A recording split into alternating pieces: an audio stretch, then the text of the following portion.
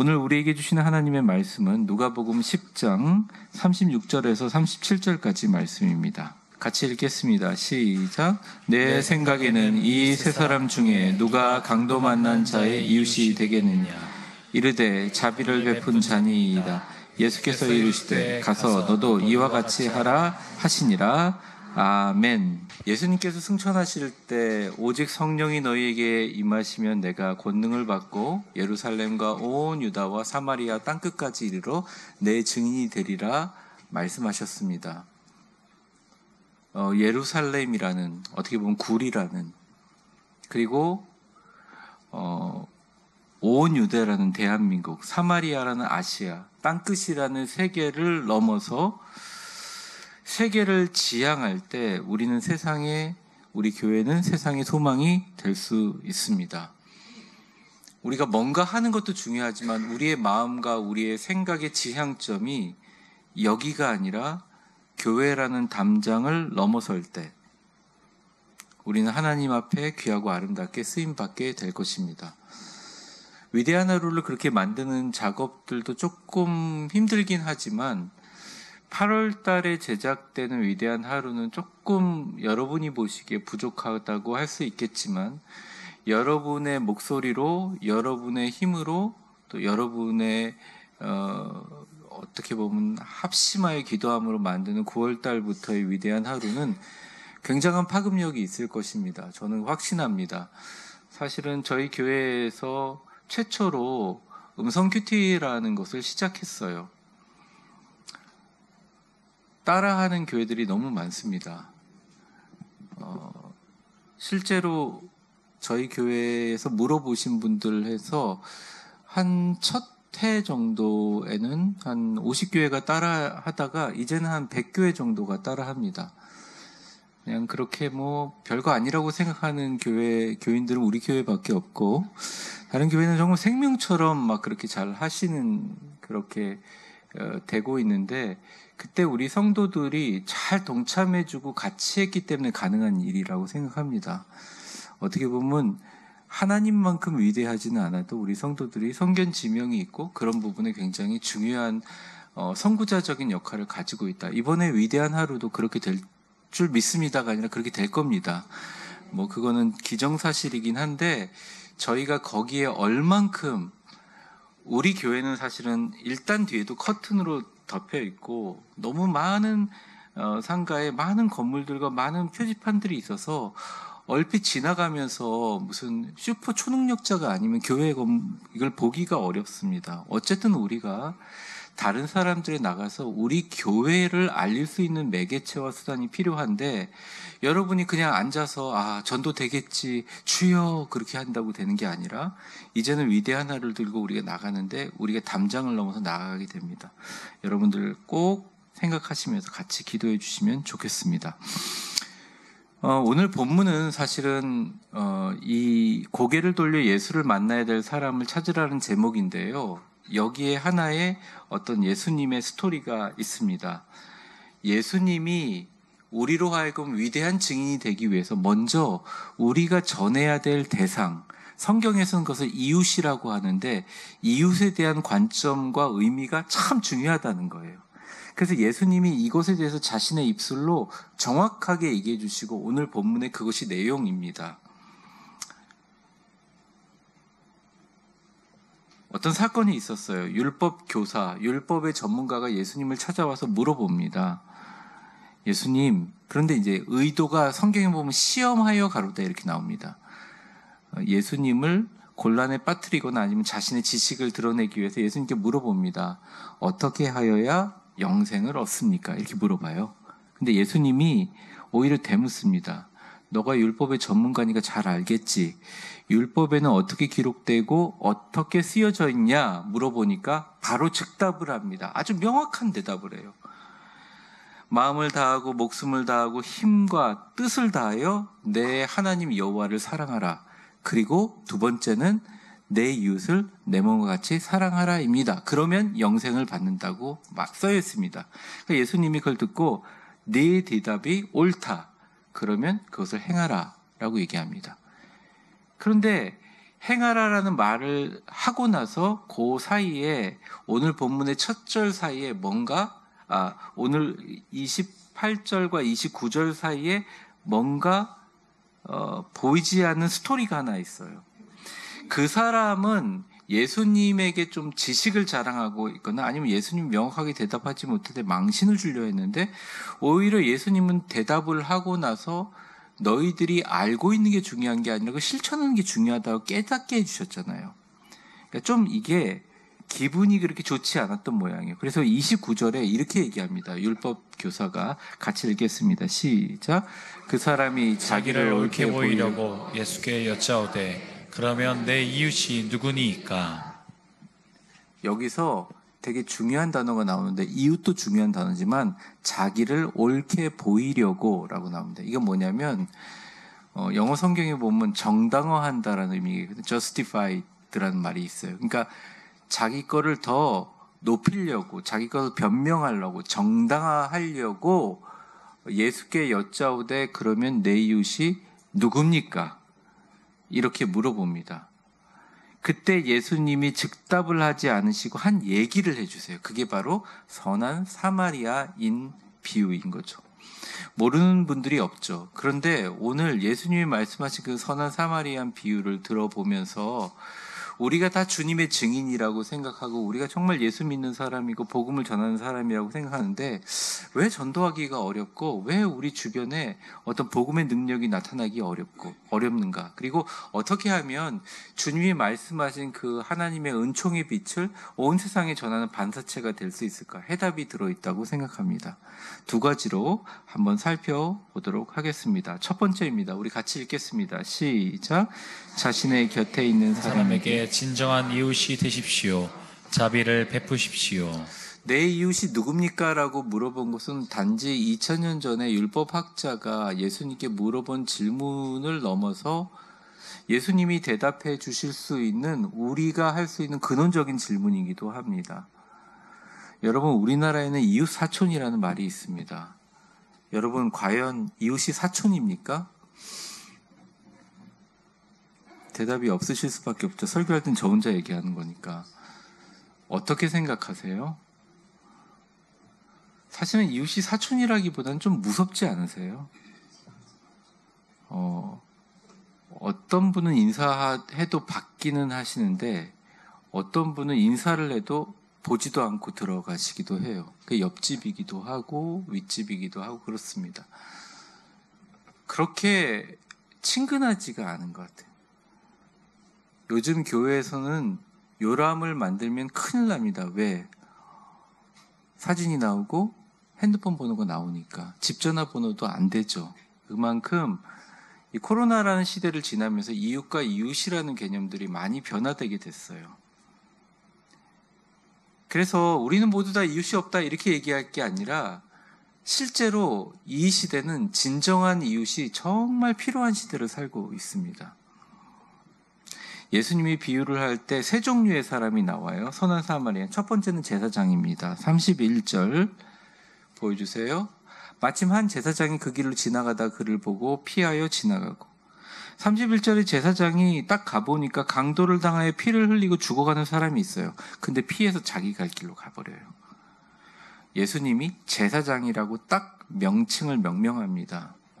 제사장은 어떤 사람인가요? 제사를 주관하는 거룩한 사람입니다. 그들에게는 정결의 의무가 있어요. 어떤 정결의 의무냐? 레위기 21장 1절이에요. 한번 읽어보겠습니다. 시작. 여호와께서 모세에게 이르시되 아론의 자손 제사장에게 말하여 이르라.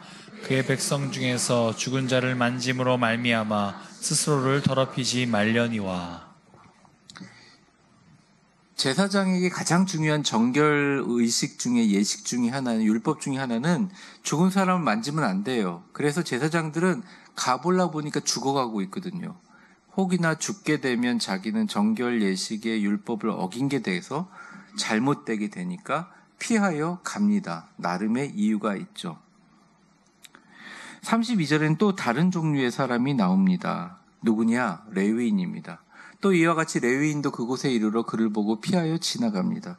레위인은 성전에 이런 기물들을 운반하고 이렇게 보관하고 그런 사람들입니다. 그래서 이런 사람들은 늘 손이 깨끗해야 된다라고 생각하고 하나님은 레위인들, 아론의 자손이잖아요. 레위인들을 특별히 구분하여 깨끗하게 만들려고 하고 특별히 제사를 지내거나 성전에 들어갈 때 레위인을 데려다가 정결케 합니다.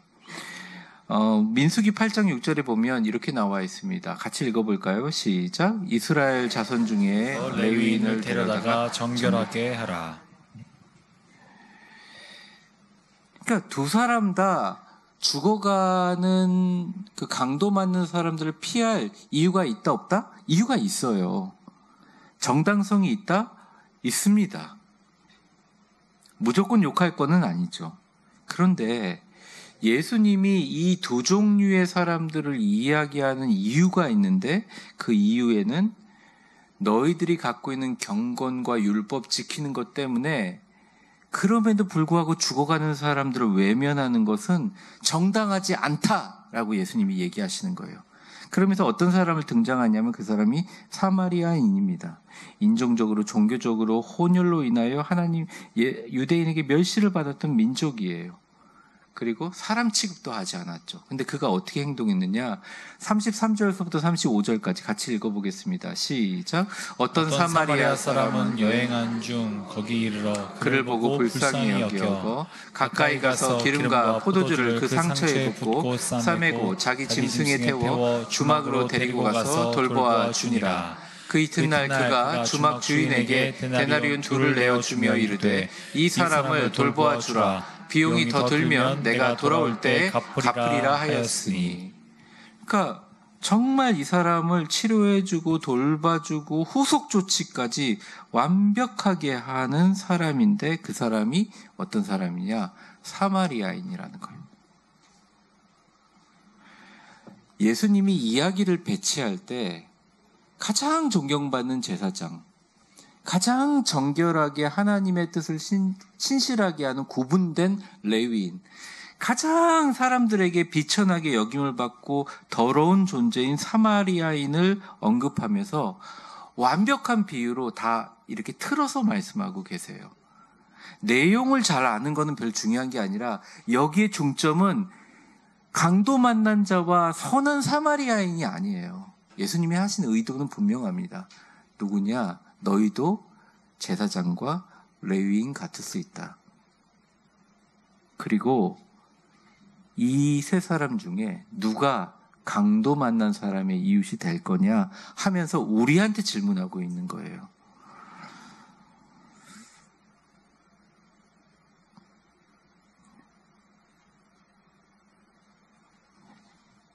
예수님은 율법교사에게 이렇게 묻고 오늘 첫 절의 말씀처럼 묻습니다. 내 생각에는 이 세 사람 중에 누가 강도 맞는 자의 이웃이 되겠느냐 물었을 때 37절에 이 사람이 이렇게 대답해요. 이르되 자비를 베푼 자니이다. 왜 저렇게 대답했을까요? 사마리아인이라고 하면 될걸. 일단은 사마리아인이라고 얘기하는 것 자체가 자존심이 상하는 거죠. 그냥 유대인이든 제사장이든 레위인이든 누구든 자비를 베푼 자가 이웃입니다라고 예수님께 어느 정도 마음을 가지고 이야기하는 거예요. 그리고 예수님이 명확하게 얘기합니다. 너도 이와 같이 하라. 여러분, 전도를 잘하는 방법은 없어요. 선교를 잘하는 비법은 존재하지 않습니다. 아무리 내가 내 맘대로 할 수 있을 것 같은 아들, 딸이라도 요즘 시대는 함부로 하다 보면 큰일 나는 시대입니다. 하물며 전혀 알지 못한 사람에게 전도를 한다는 것도 굉장히 어려운 일이라고 우리가 생각할 수 있잖아요. 그런데 예수님이 오늘 우리에게 얘기하신 것은 우리가 갖고 있는 이웃, 내가 전도할 수 있는 범위라는 이 담장을 넘지 않고서는 세상을 품기가 참 어렵다는 거예요. 제가 참 조심스럽지만 불신자라는 말을 쓰기도 참 어려운 세상이에요. 예수를 알지 못해서 죽어가는 사람들이 있다면 솔직히 말해서 한국교회 교인들이 안타까워하지 않습니다. 그것 때문에 울면서 밤새 기도하지 않아요. 전도해야지, 전도하는 날이다 그러면 좀 와줘, 와서 밥이라도 먹고 가, 상품권 준대 교회에서. 그런 교회도 있어요. 예수를 알지 못해서 곁에서 죽어가는 사람에게 조금만 관심을 가지면 예수를 만나야 살아날 사람들이 보이는데, 살아날 사람이 있는데 그분들이 우리의 이웃이라고 생각하지 않아요. 어떤 분이 이런 얘기를 합니다. 목사님 왜 치앙라이를 가시냐? 우리 교인들 아니에요. 오해하지 마세요. 치앙라이 왜 이렇게 하시냐고. 구리시에도 예수 안 믿는 사람 너무 많지 않냐고. 참 옳은 말씀이긴 하지만 치앙라이에 있는 사람들보다 국내 선교를 더 챙겨라 하고 하시는 말씀을 하시는 분이 진짜 주변에 있는 분들에게 위대한 하루 들고 전도를 하느냐, 그 사람이 예수를 믿지 못해서 곧 죽으면 하나님 나라 가지 못할 것에 마음을 가지고 그 사람이 어떤 모욕적인 말을 해도 끝까지 그럼 우리 교회 아니라도 다른 교회로 가시라고 할 수 있는 그런 마음의 진정한 이웃이 되느냐? 안 된다는 거예요. 담장은 지역의 담장을 포함하는 것도 있지만 지역이란 담장뿐만 아니라 우리가 생각하는 이웃이라는 담장을 넘어서야 돼요. 오히려 이웃 같지 않은 사마리아인이 이웃이 되었고, 진짜 이스라엘 민족들을 보호하고 하나님의 축복을 선포해야 될 사람들이 이웃이 되지 않은 아이러니한 현상들을 주님께서 되돌려서 우리에게 얘기하고 있는 것입니다. 위대한 교회 성도님들아, 너희는 예수를 알지 못해 죽어가는 강도 맞는 이웃 같은 믿지 않는 자에게 너희는 진짜 이웃이냐? 주님은 오늘 우리에게 질문하고 있다는 것입니다. 민족적, 문화적, 종교적 담장을 넘어 이웃사랑의 진정성을 가지고 나아가야 그들이 오해하고 있는 기독교에 대한 종교적인 위선과 교만을 극복할 수 있습니다. 세상을 품을 수가 있습니다. 사람들이 자신이 가장 똑똑하다고 생각하지만 이 세상에 보면 제가 느끼는 건데 요즘에 저보다 안 똑똑한 사람은 없어요.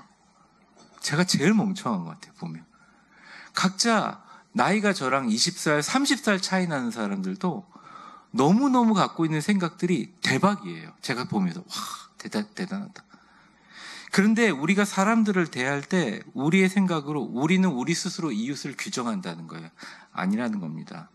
사랑하는 성도 여러분, 여러분 곁에 있는 사람들이 우리 교회에 나오든 나오지 않든 그들에게 진정한 이웃이 되시기를 주의 이름으로 축원합니다.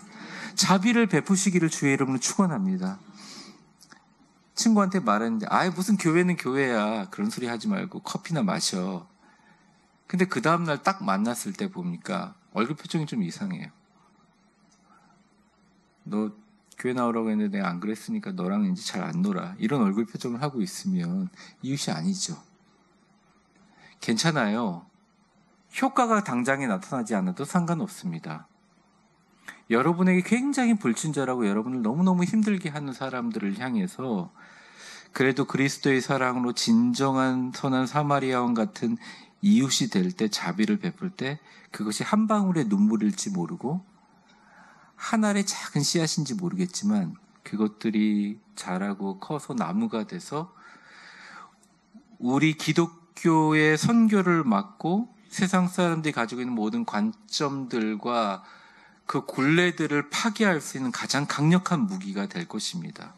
진정성을 이길 수 있는 건 아무것도 없어요.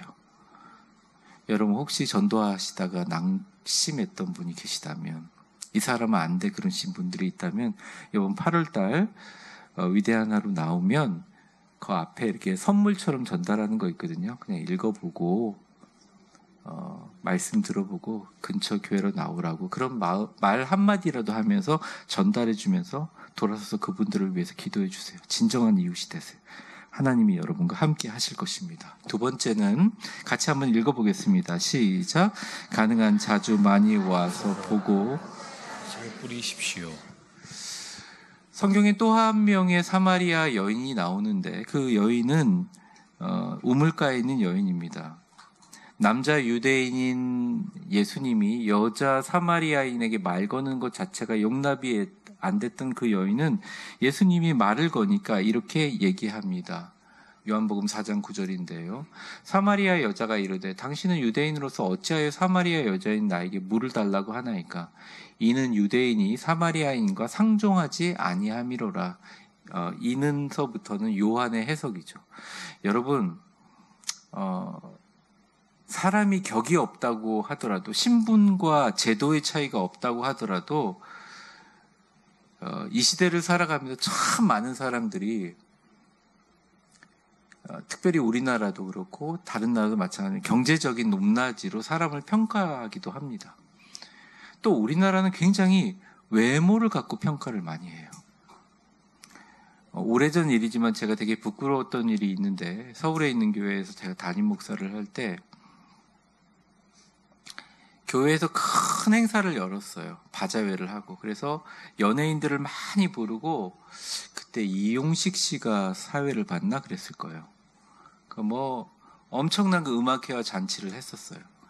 그래서 사람들이 막 왔거든요. 전도 집회를 하고 그랬는데, 저는 평소에 사람들에 대해서 편견이 없다고 생각했는데, 제가 이제 강단으로 걸어가다가 한 여자분이 이렇게 앉아 계셨는데, 여자분이 진짜로 얼굴이 무너져가지고요, 눈이 입 정도까지 붙어 있더라고요. 그래서 순간적으로 깜짝 놀랐어요. 깜짝 놀라고, 그러니까 저는 사람의 얼굴을 갖고 사람을 평가하는 사람에 대해서 저는 그렇게 굉장히 싫어하는 그런 편인데, 그걸 딱 보면서 제가 놀란 거예요. 일단 놀랐는데, 이제 그분이 다가와서 저한테 기도받게도 이렇게 했는데, 꺼림직한 것보다 정말 진짜 마음이 엄청 불편하더라고요. 제가 그럴 줄은 몰랐거든요. 그러고 나서 제가 그 다음 주 당행과 아니면 제가 무슨 황종직 모임 때 그걸 얘기하면서 울면서 제가 미안하다고 제가 하나님께 고백을 했어요.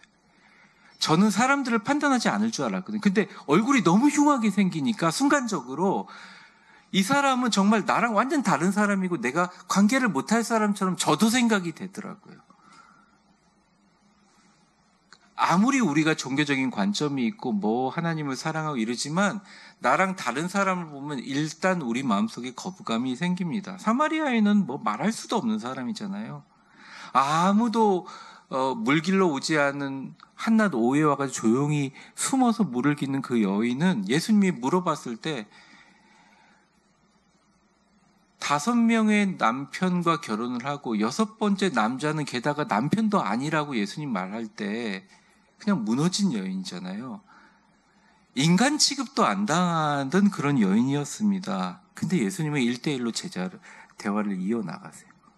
그러니까 우리가 첫 번째 대지에서는 이웃의 개념을 우리가 발전시키다 이런 겁니다.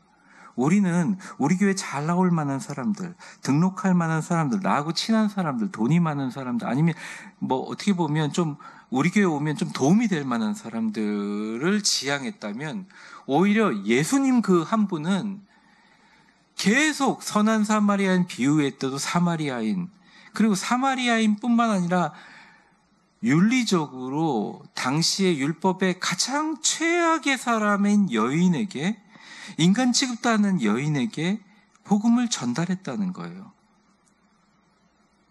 그리고 이 사람이 전하면 오히려 전도가 되는 게 아니라 망신이 될 것 같은 상황에서도 예수님은 지속적으로 자주 많이 복음을 뿌렸다는 것입니다. 예수님의 메시지라는 거예요. 이웃을 확대하라는 것은 뿌리고 전달할 사람들을 많이 늘리라는 거죠. 여러분, 위대한 교회 하루를 드리고, 아직 안 드렸지만 여러분 한 개씩 더 갖고 가서 일주일에 꼭 전달하시고, 그 뒤에 전달한 사람 이름 적는 거 있거든요. 전달하면 제가 또 어떤 방법으로든지 교인들 앞에 일어서서 상을 드립니다. 그래서 아마 초반에는 많이 하실 것 같아요. 그러니까 전달을 일단 해야겠는데, 할까 말까 하다가 보니까 벌써 금요일이야. 아들아, 일 좀 와봐. 내가 전달할게. 이제 이렇게 하실 수도 있을 것 같아서 제가 좀 말씀드리는데, 여러분이 생각하기에 도저히 이분에게는 복음을 전할 것 같지도 않고 내 이웃 같지도 않고 기독교의 적대적인 것 같은 사람일지라도 용기 있게 전달하는 모습을 보여야 됩니다. 결과는 아무도 모르는 거예요. 그 여인이 요한복음 4장 28절에서부터 29절까지 보게 되면 이럽니다. 여인이 갑자기 그 말을 듣고 물동이를 버려둬요. 그리고 동네로 들어가서 사람들에게 말합니다. 같이 읽겠습니다. 시작. 내가 행한 모든 일을 내게 말한 사람들 와서 보라. 이는 그리스도가 아니냐 하니. 딱 이 말이에요. 와서 보라. 왜? 왜냐하면 그리스도 아니냐. 이 여인의 말에 누가 대답을 해주겠어요? 그런데 30절에 어떤 일이 일어나냐면 같이 읽겠습니다. 시작.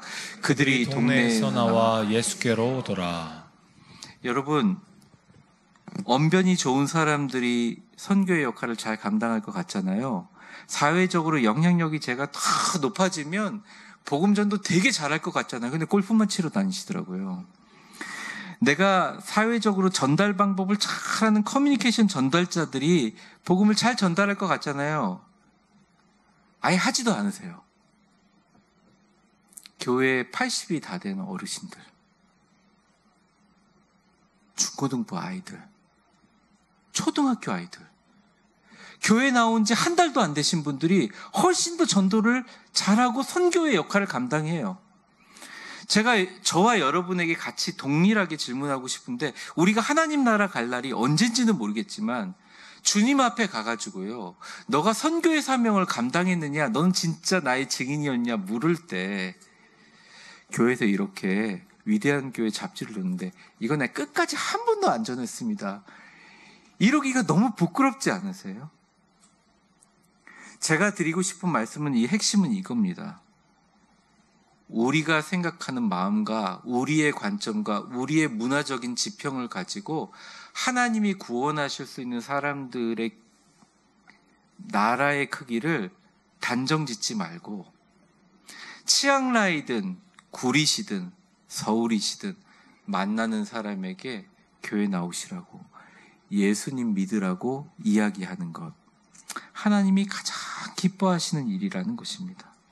예수님을 얼마나 뜨겁게 전하느냐, 강도도 중요하지만 빈도도 되게 중요해요.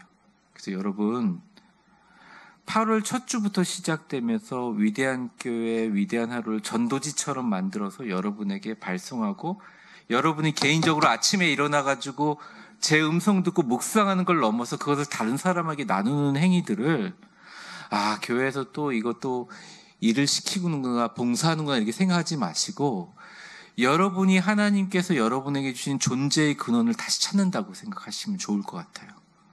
왜 그러냐면, 우리가 이 담장 밖을 나가지 않으면 우리는 이 안에서 우리 안에 일어나는 일을 가지고 서로 이야기하고 고민하는 우물 안의 개구리밖에 되지 않는다는 것입니다. 말씀을 정리하겠습니다. 예수님의 말씀은 아주 명확해요. 너희도 가서 이와 같이 하라라는 것입니다. 복음을 전하다 보면 괜히 밥값만 들 때가 있어요. 부끄러움을 당할 수도 있습니다. 때론 조롱과 핍박을 당할 수도 있어요. 하지만 우리는 고개를 돌려 예수를 만나야 살아날 사람들에게 복음을 전해야 됩니다. 사람을 찾아야 됩니다. 선한 사마리아인들처럼 그들에게 이웃이 되어야 합니다. 자비를 베풀어야 됩니다. 우리의 얼굴과 눈빛으로 마음 씀씀이와 친절과 베품을 통해서 예수님의 빛을 세상에 반사시켜야 됩니다. 우리 성도들이 이런 얘기를 해요. 목사님 말씀 들을 때 되게 은혜가 많이 되는데 일주일 동안 내내 불안하고 살았다는 거예요. 목사님 말씀을 들으면 은혜가 돼가지고 막 기도하면 다 될 것 같은데, 저 지난주에 고민했던 문제 때문에 전전긍긍하면서 염려하며 불안하며 살았다는 거예요. 제가 해답을 하나 가르쳐 드릴까요? 사람이 불안할 때 가장 불안하게 만드는 것은 생각입니다. 생각이 많은 사람들은 불안할 수밖에 없어요. 가장 불안을 빨리 해결할 수 있는 방법은 뭐든지 행동을 하는 것입니다. 목사님이 이제 위대한 하루 하면 8월 달부터 내가 전도해야겠구나 이런 불안하신 분이 있다면 제가 꼭 말씀드리고 싶어요. 그냥 한번 해보세요. 그걸 받고 우리 교회가 아니라도 다른 교회 갈지 어떻게 알아요? 그걸 받고 찢어버린다고 할지라도 그 핍박받으면 주님이 기뻐하실 줄 어떻게 알아요? 그걸 받고 야 아들아 네가 읽어라, 니나 읽어라, 니나 교회 가라. 근데 그 아들이 나중에 예수님 믿고 위대한 빌리 그레암 같은 목사님 될지 우리가 어떻게 아냐고요. 우리에게 눈에 보이는 사마리아 사람들, 우리가 생각하는 교회 다니면 참 좋을 것 같은 사람이 아닌 사마리아 같은 사람들을, 고개를 돌려 예수님을 만날 사람들을 세계를 가슴에 품고 찾으시는 저와 여러분 되시기를 주의 이름으로 축원합니다. 특별한 비법이 있는 게 아니에요. 자주 뿌려 주님 보고 계시는 놀라운 노력을 기울여 주시기를 바랍니다. 그래서 우리 교회에 훌륭하고 똑똑하신 분들, 그리고 열심히 정말 어떻게 보면 상가 빌딩 안에 갇혀져 있는 우리 위대한 교회를 많은 사람들에게 소개하고 싶으신 분들은 어느 정도 기간이든 상관없어요. 위대한 교회 하루 편집할 때 글도 보내주시고 사진도 보내주시고, 가능하시면 편집할 때 같이 들어와서 이 책자가 하나님 은혜 안에 훌륭한 전도의 도구가 될 수 있도록, 전국에 퍼질 수 있도록 여러분들 기도해 주시기를 주 이름으로 축원합니다. 같이 기도하겠습니다.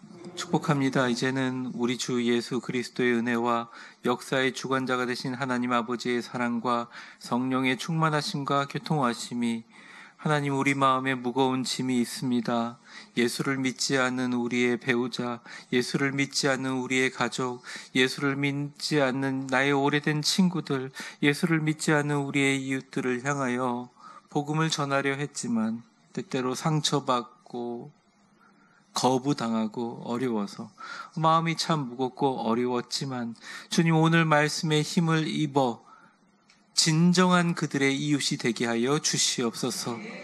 물질을 주고 상처만 치료하는 이웃이 아니라 영원한 생명을 주는 이웃이 되게 하여 주옵소서. 하나님 복음을 들고 하나님의 말씀을 들고 나아갈 때 지치지 않도록 도와주시고, 이 결심을 가지고 나아갈 때 주님 잘할 수 있도록 건강과 가정을 지키시고 물질의 축복을 허락하여 주시고 능력으로 함께하여 주옵소서. 신앙생활을 오래 했지만 마음이 아프고 속상해서 하나님 회복되지 않은 깊은 마음의 문제, 전도하고 복음을 전하여 다 해결되는 기적이 일어나기를 원합니다. 이렇게 고백하며 주님 앞에 파송되어 세상을 향해 나아가는 우리 위대한 교회 모든 성도들 머리 위에 이제와 영원히 함께 계실 것을 간절히 축원하옵나이다. 아멘.